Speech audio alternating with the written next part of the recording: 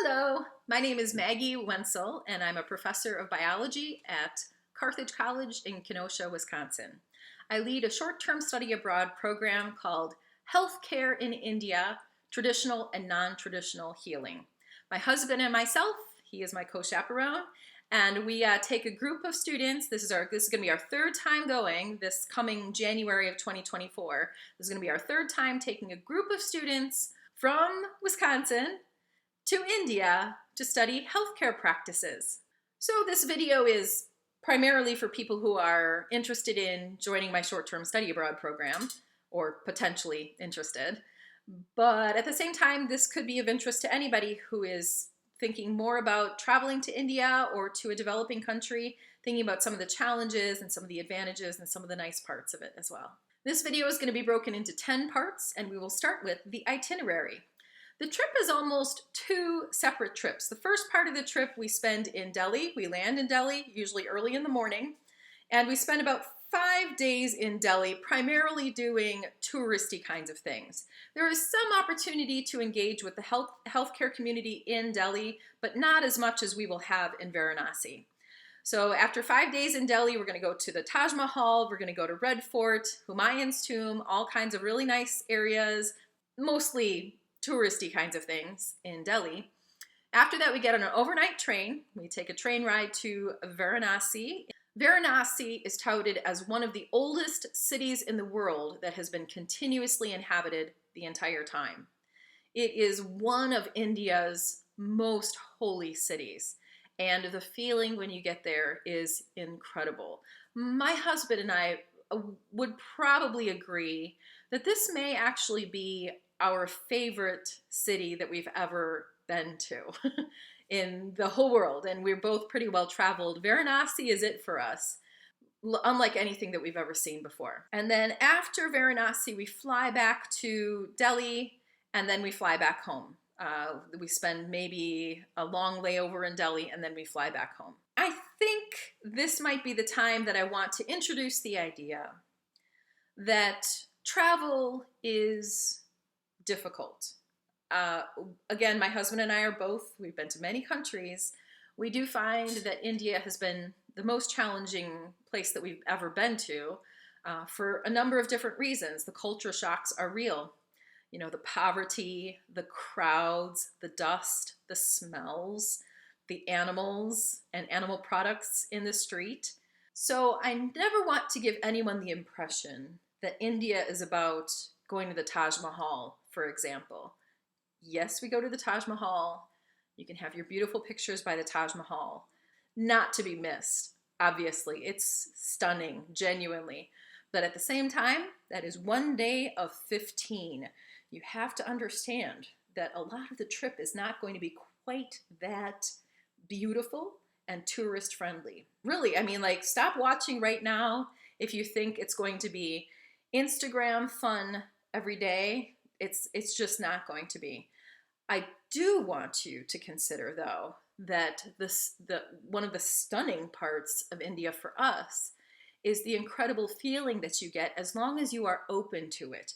You have to come in with an idea that you're going to enjoy the people, that you're going to embrace the chaos, that an adventure might actually be sitting on the steps of the Ghats, looking down at the Ganges River, and having people come up to you and talk to you and chit-chat and maybe try to sell you something. But if you say no a few times, they will finally leave you alone, but they may actually stay behind for a conversation. And we think that's beautiful. We think there are so many things to love about India that are outside of what you consider traditional touristy kinds of things. But you do have to be present for that. You do have to be present to that kind of experience. It is a genuine experience of a different culture, which can sometimes be uncomfortable. And to a certain extent, you have to be open to culture shocks. You almost have to be able to embrace them as part of the experience, because it's going to be constant. Like, it's not going to let up. You're always going to have something that really challenges you every day. Dave and I are still nascent to the Indian experience. We've never lived there. We are only able to go for these short stints. And therefore, we're not always familiar with everything going on. For example, there was one morning and the students were looking forward to this so much. 4 years ago, I went with a student. We got up early in the morning. She was very interested in the practice of yoga. So we got up early in the morning. We walked about, I would say it's about a 2-mile walk down along the banks of the Ganges River, all the way down to the end ghat. The ghats are the steps leading down to the Ganges. And we walked, and there was a community yoga session, and it was amazing. It was extraordinary.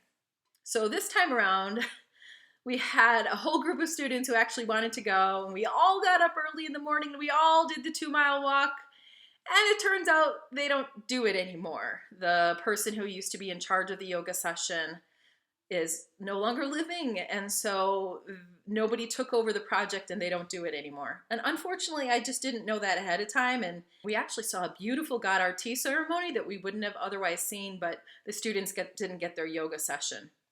So that kind of stuff happens a lot. No matter how much we try, no matter how much experience we have, there are going to be those moments when it just doesn't work out and there's nothing to be done, and it's not a very satisfying feeling, but at the same time, it's like, you got to roll with it a little bit. You got to I got to stay positive, not toxic positivity. We can complain about things, but at the same time, don't let it ruin your trip. Another example of this was the fact that we were no longer able to use credit cards at all during this trip. So the second evening that we were there, we were at a restaurant. We tried to pay with a credit card. They said, no, we can't accept this credit card. And I'm thinking, but this same exact restaurant accepted this credit card 3 years ago. Am I wrong? Yeah, we paid for this with a credit card.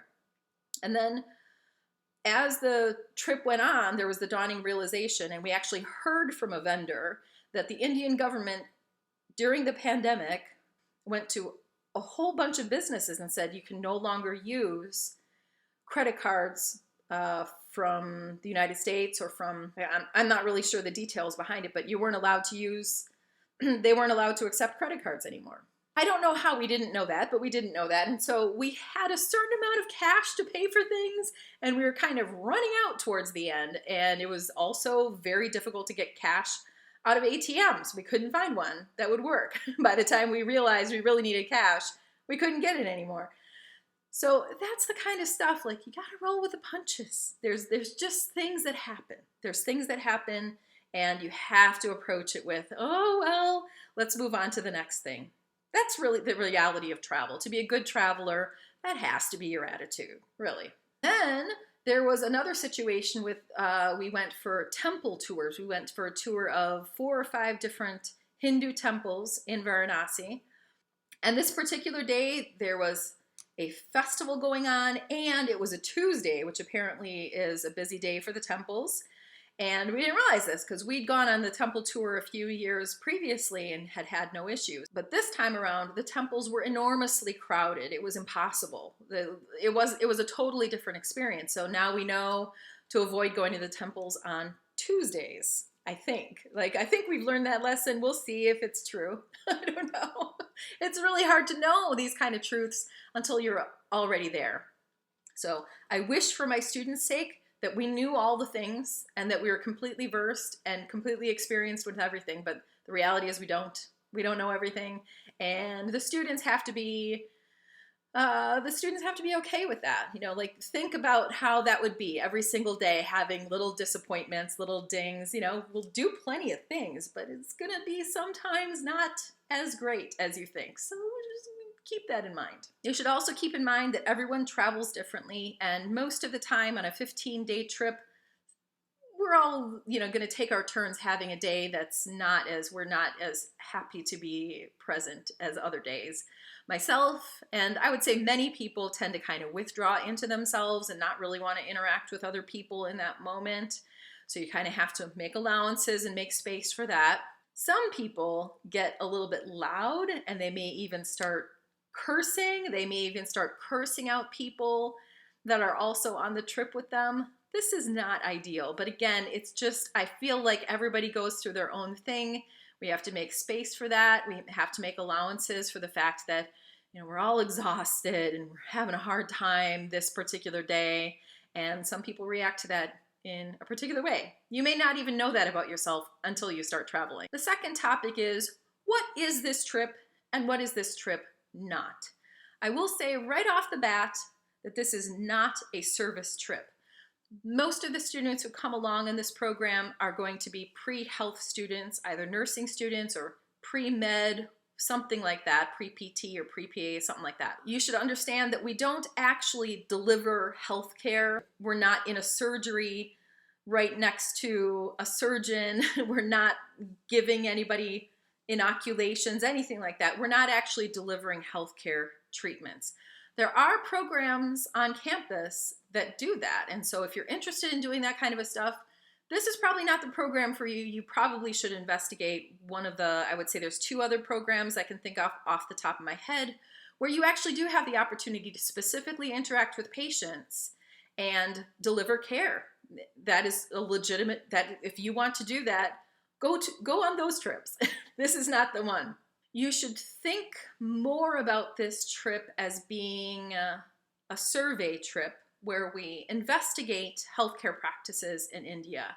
Rather than participating in those practices, we are asking questions, we are interviewing, we are getting tours. We do some service. For example, on this last trip, and hopefully in the next one as well, we'll be partnering with a group on campus called Cloth for Change. And I made a video about this, which I will link.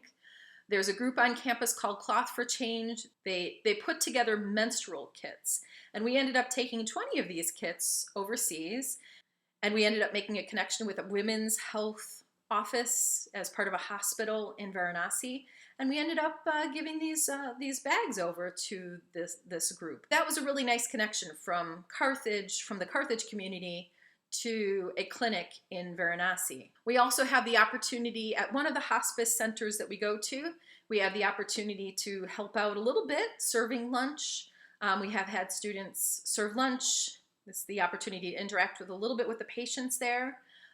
We also had another group that was able to get in there for serving breakfast, I think it was, and they clipped nails and brushed hair, said a few words of greeting and spent a little time with the residents there. So we do a little bit of service, but you must understand we're not delivering healthcare. That's not what this is about. We have the opportunity to go to 3 different hospitals, 2 different hospice centers, a psychologist office, an Ayurvedic clinic. We engage with people who are involved with the burning ghats, the funereal pyres, the open air cremations that happen at 2 different ghats in Varanasi, and yoga practitioners and spice vendors and people who know about healing oils, things like that. And we have plenty of opportunity to ask questions of them and sometimes to even receive some services from them perhaps. But yes, we're not actually delivering care. So just understand that that's not a level of service that we're involved with. This is also not a party trip, as though it's not quite obvious already. First of all, drinking is not a huge culture in India. You can find it there, but we're not going to be seeking it out. So nobody should be at the bar at 2 in the morning, of course. I feel like it goes without saying, but I just want to put it out there. In some of the areas we go to, drinking actually is prohibited. There's a certain distance from the Ganges River. The Ganges is considered a god. Within a certain distance of the Ganges River, it's actually not allowed to drink alcohol at all. It's not sold. You would have a hard time even finding any. This is also not a shopping trip. Now, it's tempting to buy lots and lots of things in India because things are really cheap. You can see all these items here. Let me see. Our entire mantle here, is items that my husband has purchased through the years. I did not purchase very many of these at all. Many different things that he has purchased. And so you definitely want to bring back some items from India. But this really shouldn't be the center of what we're doing at all. So let me give you one example. When we go to Sarnath, it's thought to be where Buddha spoke publicly for the first time. When we go to Sarnath, there's also a whole area outside of the place where there's vendors set up. There's probably 20 different little booths outside of there. And we can make time for that. But what you really should do is experience Sarnath for a while first. You want to make sure that you're learning about the place, that you're finding out more. There's all kinds of things that you can see in there. It's an ancient ruins in there. There's a little QR code so you can find links to more information about something that you're curious about. That's the kind of stuff you should be doing in India, is really spending time in this very ancient, special place, not necessarily trying to find souvenirs to go with it. There is, of course, time for shopping, and actually part of the culture in India is making sure that you know how to haggle. You shouldn't be paying full price for anything. You should always at least knock off a few hundred rupees from whatever they're trying to charge you. And that's actually something that we encourage students to do. You do have to purchase a certain number of things, but you want to be careful that your whole purpose there is not to get souvenirs. I guess that goes along with the idea of dressing appropriately. So one of the things that we will probably do is purchase scarves, such as this one. This beautiful scarf cost me 250 rupees. Look at this. Look how beautiful this scarf is. This was 250 rupees. These earrings I got for about, I would say they were about 1,000 rupees. So this is about $3. These were about $12. And that is the kind of thing that you can purchase in India. We actually encourage students to dress in wearing scarves. Men and women can wear scarves. I get a lot of questions about what you should be dressing in, how you should dress. And of course, the Indian people really do appreciate when you put on some kind of Indian garb. So that's always encouraged. A scarf is a really easy way to go. You just want to think about, you can wear jeans if you want to, or even maybe t-shirts or something like that. But you do want to think about minimizing the amount of skin that is showing. People in India, at least in the places that we go to, both men and women, tend to cover up. They tend to cover their sleeves. They tend to cover their legs. And so long pants and skirts and long sleeve shirts should be sort of like the bare minimum of what you should be doing to dress appropriately in India. If you're wearing a sleeveless shirt and shorts, chances are good you're going to stand out, even more than you already do. You don't really want that. You want to be respectful of the culture. Just look around. What is everybody else wearing? Nobody else is wearing shorts. You probably shouldn't be either. Oh, when you are dressing and you want to bring clothes along, the thing you really want to pay attention to is shoes. You want to have one pair of shoes that is waterproof, because all of the bathrooms are, I mean, even the nice hotels, I think, even the nicest hotels that we've stayed in still have an open bathroom, what they call a wet bathroom, where when you put on the shower, everything gets wet because there's no separation from the shower from the rest of the bathroom. That's just how it is there. So you need to have a pair of shoes, like flip-flops, for example, that you can shower in. And then you also want to have probably 2 pairs of good walking shoes. You might want to switch off between them. If you're very confident that your walking shoes are going to take you miles and miles every day for 15 days, then just bring 1 pair. But you might want to bring a second pair just in case. This is going to take up a lot of room in your luggage, but you can always leave them behind if you want to make room for a few more souvenirs, a few more gifts, some other items of clothing. You can just take one of your pairs of shoes and leave them behind. I usually do that. I'll take an older pair of shoes that I kind of no longer are using, and I'll kind of leave them on the side of the street. Maybe somebody will get use out of them that I no longer will. This also is not a luxury trip. There are hotels that are really, really nice, and they cost up to $300 a night, $350 a night. We stay at accommodations that are more like $20 to $25 a night, and so that helps to save the budget, by the way, which I'll be talking about in a little bit. But there are big hotels right next to the airport in Delhi they look to be Western style. We shall not be staying there. We want to have a nice, inexpensive accommodation. We want to be right in the center of things, so we stay in the neighborhood Paharganj in Delhi. And that's a nice center point. We can do we're right in the main bazaar road. We're right in the center of things. I will say our hotel in Delhi this last time around, it was really a bridge too far. All of the hotel rooms that we stay in have private bathrooms. That's bare minimum. We need to have private bathrooms.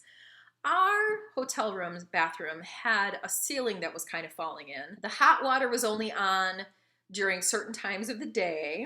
The last straw, though, for this hotel was the fact that the mattresses were extremely thin and very uncomfortable. That's not acceptable. That's the point where we say, okay, so we scouted a new hotel. We're going to be staying at this other hotel. It's a little more expensive, but I think it's going to be worth every dime to not stay in that hotel again, sorry to say. So again, the trip is not a service trip, a party trip, a shopping trip, or a luxury trip, but it is a unique, amazing opportunity to have a really off the beaten path, non-tourist interaction with a side of Indian culture that I would say most Americans don't actually get to see. The opportunity to interact with the healthcare practitioners, tour hospitals, ask questions of people who are, say, the psychologist that we visit with is trying to improve the Indian culture and the conversations around mental health. These are unique and amazing opportunities that we have. So although we are not the most tourist-friendly, Instagram-friendly trip, it actually is extremely peaceful and meditative, and if you can embrace that side of the Indian culture and really investigate it and be present to the spirituality and the ceremony and some of the unusual things that you'll see, you're going to have a good time. I think this might be a good fit for you. So really think about how you're approaching your study abroad programs. Number 3, sickness.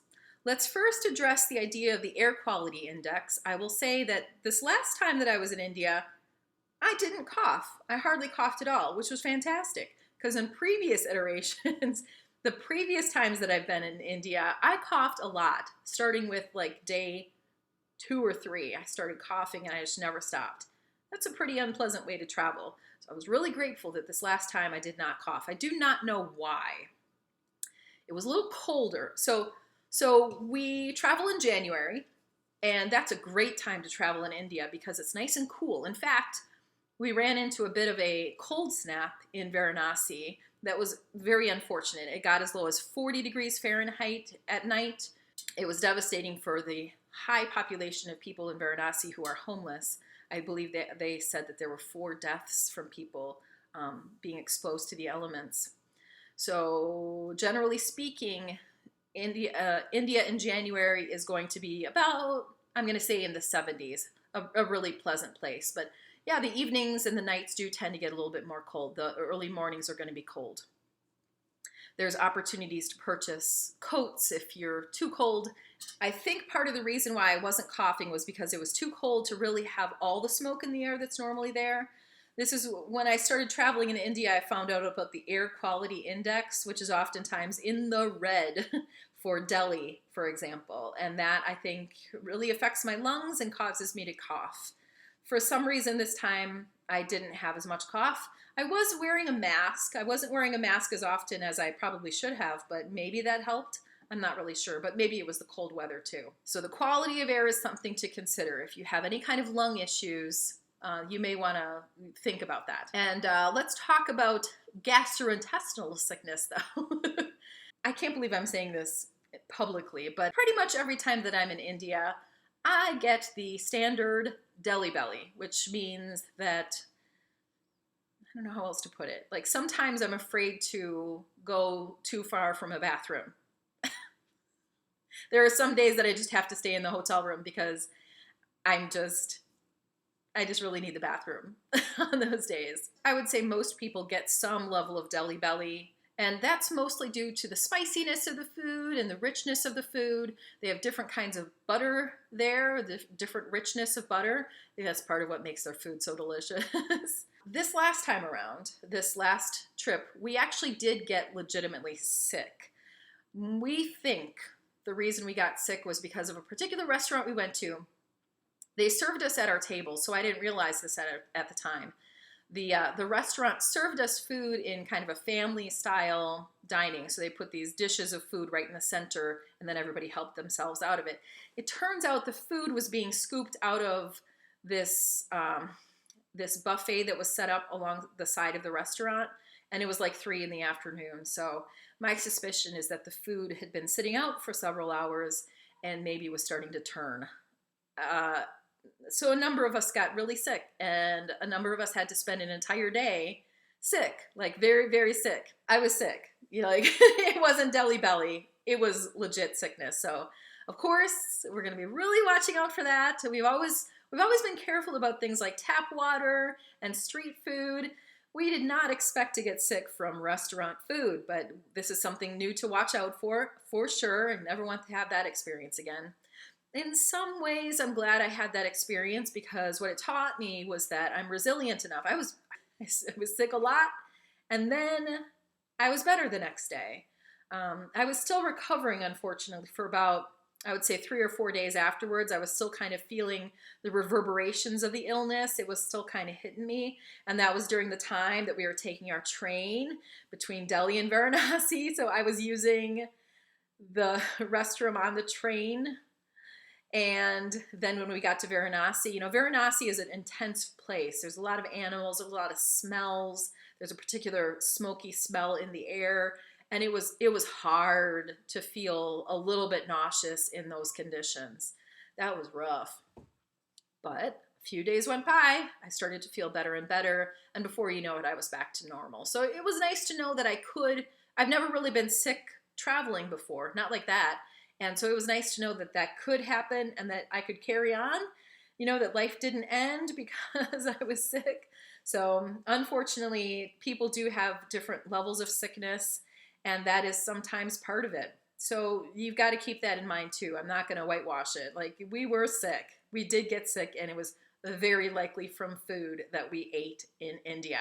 The tricky part, sometimes it's true that, you're really legitimately sick and cannot leave your hotel room. And sometimes the actual thought of eating Indian food again completely turns you off and you can't do it. To be clear, we go to restaurants that have all kinds of different offerings. So you'll always be able to find something that's a little more familiar and isn't quite as spicy and not quite as oily, for example. But there are some times, again, I'm trying to be kind, and I'm trying to find the right words to say this. There are specific situations where actually you do have to eat the food. So for example, we are now having more and more personal interactions with people who are in the healthcare community. And as part of those interactions, oftentimes we were presented with little cups of chai, delicious masala chai. Previous to the illness, everybody on the trip liked the masala chai. After the illness, there was a good half of students who did not want to partake in chai anymore. They didn't want any kind of Indian flavor at all. And truth be told, I was nervous about it too. But I drank the chai. There was one physician who offered us all these little candies and cookies. And I tried a candy and I tried a cookie, and they were good, but I was nervous. Where did they come from? How long have they been sitting out? I mean, I hate to have those thoughts, but we were very sick.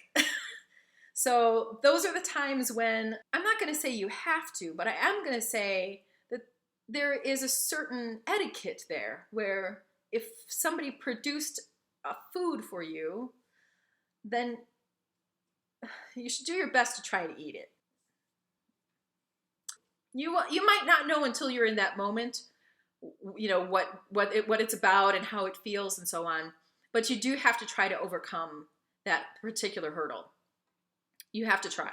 And there's also, we intend to do this again. We went to a cooking class. We had a great time at this cooking class, and we are intending to do it again. And again, though, this was after the illness. We had this cooking class. Unfortunately, many students did not want to try the food. I think they mostly did end up trying the food, but they were not, scarfing it up. But good for them. They tried it out, and they were able to consume part of the food. But quite honestly, that's part of the culture. The food and the chai is a really big part of the culture, and you have to do your best to try to engage with that. I'm not sure what else to say about that. If you're genuinely sick, and of course, it's best if you don't stay behind in your hotel room either. trying to be as sensitive as possible when I say this, but you only get one opportunity probably in your lifetime to go to India, and you are held to a certain standard. You need to be part of the group. You can't hide back in your hotel room just because you're afraid of getting sick again. The same as when we're on campus. Legitimate illness, of course, you have to stop participating in activities on campus. But when you're overseas, maybe it's worth that much more effort to try to get over your own fear of the food in order to continue to participate in the trip. Remember, it's only 15 days of your life. You're not going to get them back. It's best if you participate in the culture as best you can. Number 4, don't give money to begging children. Don't give candy, food, gifts, pens to begging children. Don't give money to begging children. Google it. Yes, it's hard not to. You can't do it. Very bad practice. Don't do it. Don't try to argue. Just don't do it. Number 5, your luggage must be carry-on only. It's a big ask. I do recognize it's a big ask, but there's a few reasons we ask students to only have carry-on luggage. And I have a video that I will link showing my own packing procedure and which type of bag that I use. It's perfectly possible to do this. You can get away with not bringing along a check-through bag. You don't want to check luggage. And it's not just about checking through the luggage. It's about a bunch of other things too.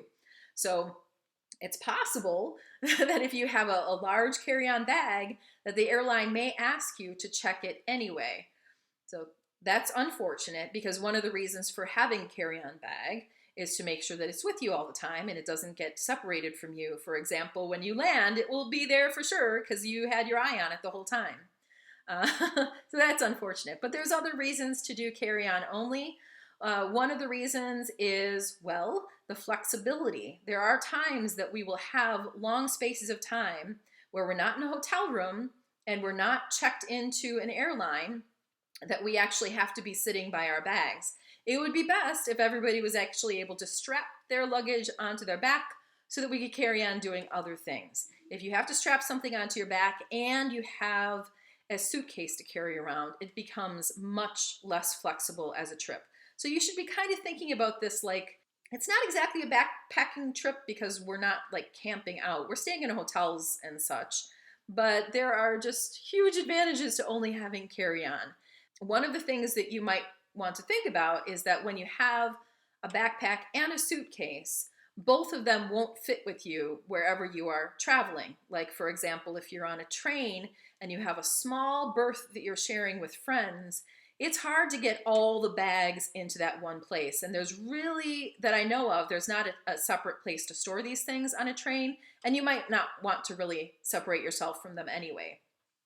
Then, when you're in taxis, if you're taking a taxi and you have a suitcase, they actually have to go up on the roof of the taxi and tie down your suitcase because the trunk is not that big for both backpack and suitcase. And then sometimes if you're an auto rickshaw and you have a suitcase, they'll just throw that suitcase up to the top. And as you're bumping down the road, you're worried about your suitcase the whole time. So take that worry away from yourself. So try to calm your worries with only having a backpack. The difficult part is actually returning back home, I would say. If you have shopped a lot and you've purchased a lot of items, then it's possible that you might not have room in your one single carry-on bag for all of your stuff. So you might be tempted to purchase a suitcase. However, don't do it. Dave and I actually investigated the last time that we were there. We investigated what it was like to send home a package through India Post. I'm not sure I would really recommend the process that we went through, but the package got to us. It was about 2 weeks later. I think it was exactly 2 weeks later. The package arrived and everything was fine. So that's an opportunity if you want to mail something home. We're actually going to investigate a DHL. This is an international shipping company. We're going to investigate how easy it is to find a DHL office and maybe to ship things back that way. I feel like DHL might be a little bit better than Indian Post at shipping. I mean, that's all they do is ship items, so I think that might be a better scenario. So we're going to investigate that next time. So carry on only. This is quite important. Number 6, safety. Your family might be worried about you. Your friends might be worried about you if you're thinking about going to India. I assure you, it's in my opinion, it's quite a safe place. I've been there several times now. I've never for a moment felt that my safety was in danger. Not for a moment. Even when we were in weird situations and we were lost or trying to figure something out, I always felt safe. And I'm not averse to a feeling of fear. When I lived in Chicago, there were several times that I felt unsafe. But I never have felt that way the whole time I've been in India. So I don't know what more to say about that other than we have safe practices. We don't go out at night, for example. We don't go out to bars. So we don't put ourselves in situations that might be unsafe. So that might help.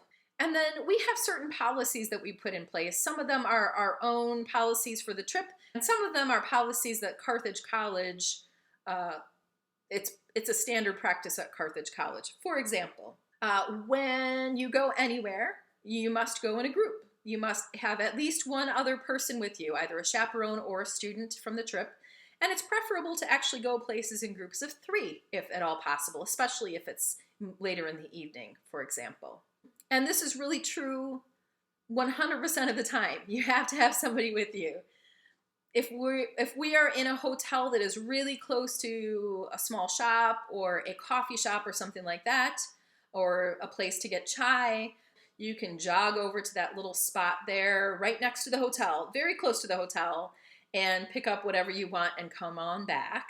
That's totally fine.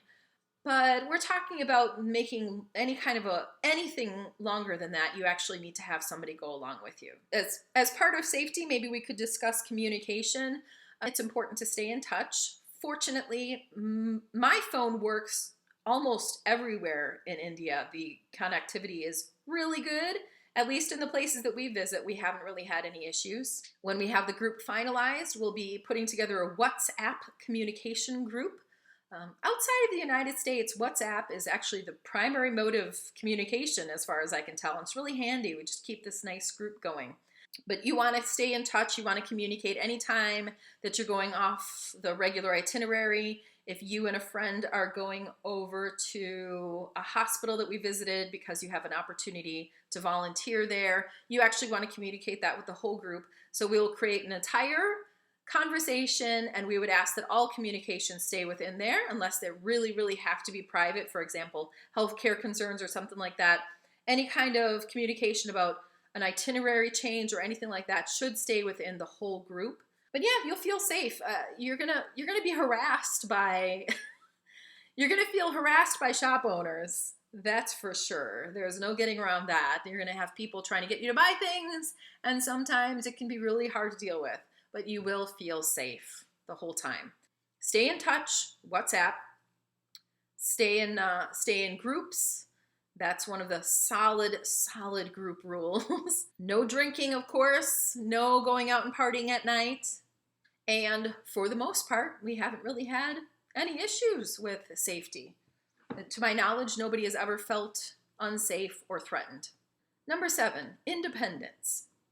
It's actually kind of best practices, at least according to our short-term study abroad programs. It's best practices to allow students a certain amount of flexibility in their day so that they have the ability to do things that are outside of a planned itinerary. So partially by design, not every single day, but on certain days there's going to be hours where you don't really have any particular plans and you can go off and do what you like. We do expect students to go off and do things and to maybe have interactions or activities that they themselves have pursued. One example of this is yoga. We usually will have a couple of students who are interested in yoga practices. Varanasi happens to be a center for yoga.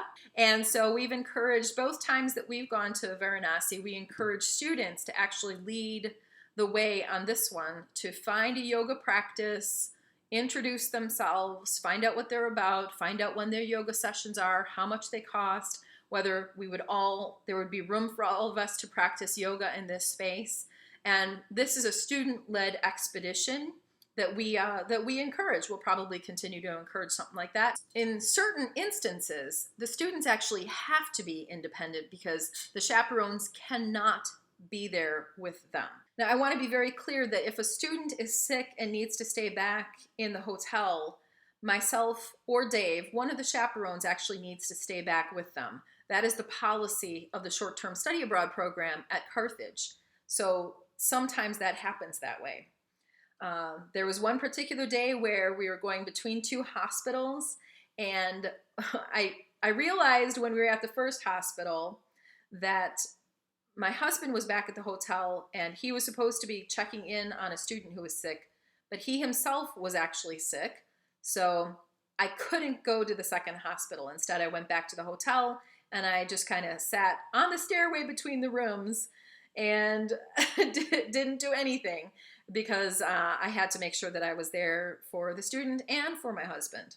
I personally think it would be best if Dave or myself, my husband or myself, was able to go to every single excursion with them. It doesn't always work out that way. Let us say, for example, that we're on our way to visit a hospice center and a student starts to feel lightheaded on the way. If Dave's not with me, I actually have to go with the student back to the hotel. I can't leave them alone.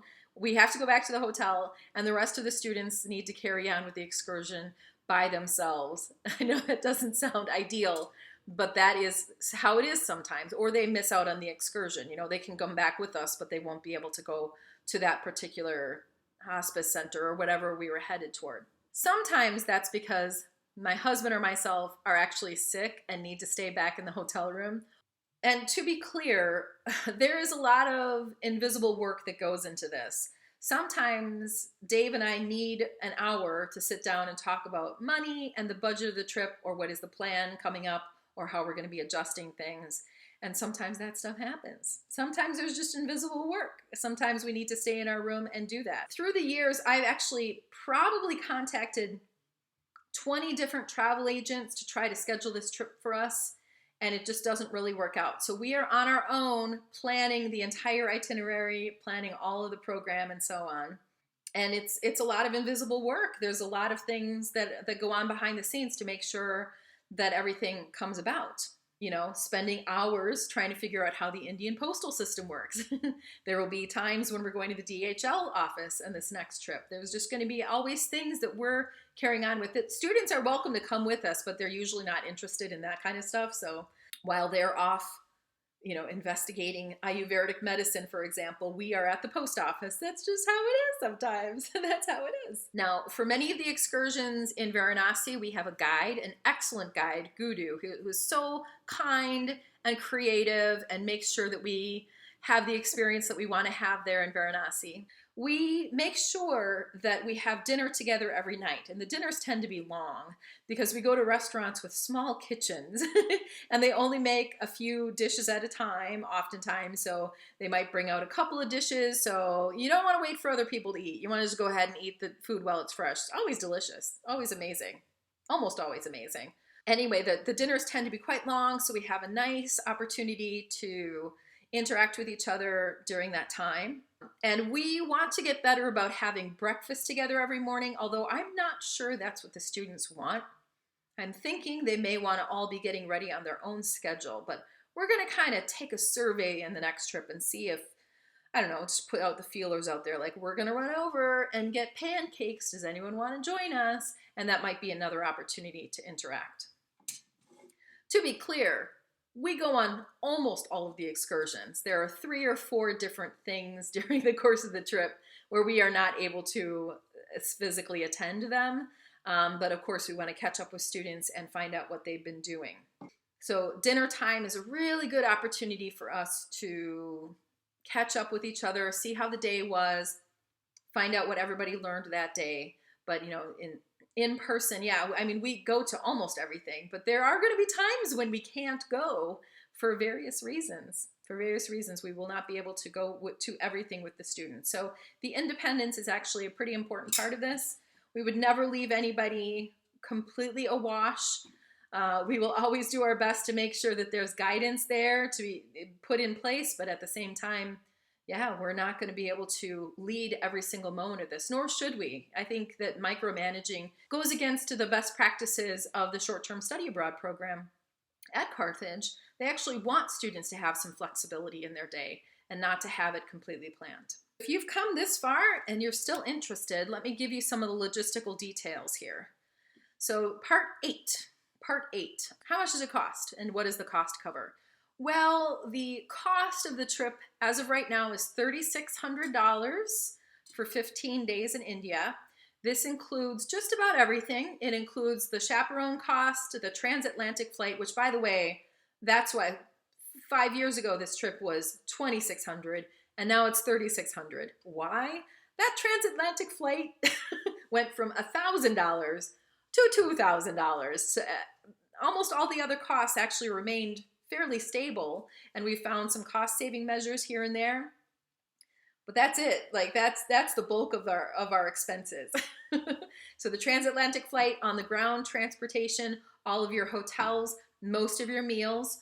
You'll also be given some walking around money, which we encourage students to remain within that budget. We give students a certain amount of money that should be enough for snacks, bottles of water, gifts, clothing items, and so on. It should be enough. We also oftentimes will give an extra amount at the end of the trip when we find that we have cash left over. You should rely on that first handout of money to actually pay for most of your expenses as you go. All excursions, tickets to museums, tickets to Sarnath and to Red Fort and to the Taj Mahal and to Humayun's tomb, all of those kind of tickets will be covered in the group expenses. And we're going to be a little more purposeful about donations this time around. We're going to make sure that we think about all the different donations. What we learned this last time was that as we visited different clinics and health clinics, we were expected to make a monetary donation. And so we managed to do that for the most part as we went along, but it was hard to always gauge what the actual donation should be. And so we are going to be planning it a little bit better this time. Now, besides the $3,600, you probably should set aside up to $500 additionally. So I don't know if you have a passport, but your passport might cost, I think they cost $80 right now. They might cost, but you might want to just go through the post office, which would be an extra expense, but kind of worth it because it's kind of a hassle to apply for a passport. We do ask our students to purchase travel insurance, CFAR insurance, cancel for any reason. If you have the CFAR insurance and then the trip gets canceled for any reason, then you get all of the money back that you've already contributed to the trip. The CFAR insurance costs somewhere between $120 to $250. I think it depends on the type of insurance you purchase. You don't actually have to purchase the CFAR insurance. We just recommend it, especially after the pandemic. You don't know what's going to come up. It's kind of like it was a reality check for a lot of us. So we do recommend it. If you don't want to purchase the CFAR insurance, you can sign a waiver saying that you're not interested in purchasing that insurance. But we have to have one or the other. We have to have the waiver or proof that you purchased the insurance. You may want to purchase some travel gadgets. First and foremost, you may need a really good carry-on bag that's the correct size and is of good quality that will really last you through this trip. And trust me, you'll continue to use it for the rest of, if you get a good quality one, you'll continue to use it for years to come. You may want to set aside money for your phone bill, depending. Some students have T-Mobile. T-Mobile has free international calls, and then you never get any kind of addition to my understanding is you never get any kind of addition to your phone bill if you have T-Mobile. My husband and I have AT&T, and we are charged $10 a day every day that we text or make a phone call, just a single one, and you'll get that $10 charge every single day. So unfortunately, we always come home to a big phone bill. You can certainly try out a SIM card. We had a couple of students try SIM cards. I heard mixed results about how they went. You might want to just use your own phone plan and your own phone. SIM cards in India are different. It's different from other places. It's hard to get them to work properly. just in my experience. Maybe they're getting better. Like I said, I did have some students who used them this time, which we did not have in the previous trip at all. Couldn't get a single one to work. And then you're probably going to want to get some inoculations. We'll have our recommended list. I did make a video about this as well. So if you want to get some inoculations, sometimes you actually have to pay out of pocket. This last time around, I got an update on my typhoid vaccine, which randomly cost me like $80 out of pocket. So that's something to keep in mind too. All right, number 9, what is the grading system? So we have 3 basic components to the grades. There's going to be a pre-trip thesis, which is 1 paragraph or 1 page, basically telling me what you plan to study. Every student should have some idea of a particular healthcare practice in India that they're interested in, and they should do a little bit of investigative work before going. You should have at least 1 peer-reviewed journal that is cited in that. And then when you come back, you'll write a longer paper. As part of that, you will have been expected to have talked to somebody in India who practices that practice. And it's best to actually get them on video, get their name, and if you get them on video, then you're able to go back and revisit the conversation several times and try to pull out some quotes and things like that. So a longer paper when you come back, that's actually the bulk of the writing grade. And then the majority of the score that you're going to get for the class, the majority of your grade, is going to be how well you actually participated in the trip in the first place. So I'll actually have some things that are actually worth points. For example, we'll have some scavenger hunts, and you're actually given points for bargaining properly, for learning how to bargain, learning how to haggle. You have to report back, well, the original price was 1,500, but I got it down to 1,200 rupees, for example. So that'll be, just some assignments that I have specific to India. And there is a component of that that's just your general demeanor. Like, were you nice to everybody? Did you have a generally positive attitude? We're not going to do toxic positivity here, but did you help the trip along, or did you bring it down, kind of a thing? Or did you curse out India? Did you curse out India in front of Indian denizens? I'm going to say that's going to knock you off some points. You're probably not going to get your full participation points. You got to control your temper a little bit sometimes. Hey, if you've gotten this far in the video, congratulations. But also, I wanted to say some of the upcoming dates. If you want to fill out an application to be a part of this program after all of this, then send me an email. I have a short application with just a few questions on it that I would like you to fill out. Once I receive your application, I will get in touch with you to have a conversation one-on-one to make sure that you really, that you're on board with everything, that you're kind of understanding some of the challenges and so on. What I'm looking for are people who are really interested in India, who are interested in healthcare in India and interested in specific practices. If you have a specific interest, it's going to help you on those days when you're not quite as happy to be traveling that particular day. That's going to help you to have something to cling to and a specific interest. In my opinion, that's going to be invaluable.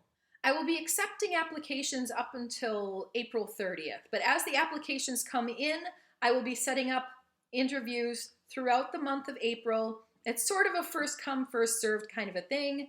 My aim is to find a group of 12 individuals. 12 would be a fine group to travel with. But I'm also guessing that there may be a couple of students who originally sign up who actually end up not coming. That happens, and so we might end up, for example, with a group of 10. That's a really good number to travel with. So 12, 10, even 8, it's all good. Seniors will be given some level of priority, but not always. I've taken along juniors and I've taken along sophomores as well. Some of my best students have been sophomores. So the application process will be open until April 30th, and I'll be making my decisions about the final list by May 15th. The first deposit of $500 is due May 31st. So your $500 deposit back on May 31st. On September 1st, we're going to expect the rest of the money, which would be $3,100 or whatever it is at that time. I'll have a better estimate when I know the current price for airline tickets. That should be September 1st. September 1st is also the date that we expect that students will have produced for me a high quality picture of their passport. It's very important that I have the information page of your passport, high quality photo, and the bulk of the cost for the trip on September 1st. I know the length of this video is a lot, but I wanted to make absolutely sure that before students even entertain filling out an application for this, that they're well aware of all the ins and outs of India and what this program is and what this program isn't, and some of the culture shocks that they're going to endure and hopefully embrace, and have an understanding of what they might be getting themselves into. I consider India to be extraordinary. I consider it to be an amazing privilege to be able to spend time with students in this very special way and study something that's a little unique to India that not everybody gets to actually be able to see. I'm thrilled to be offering the program again, and I hope you are able to join. I hope you're interested in coming, and maybe I'll see you in Delhi.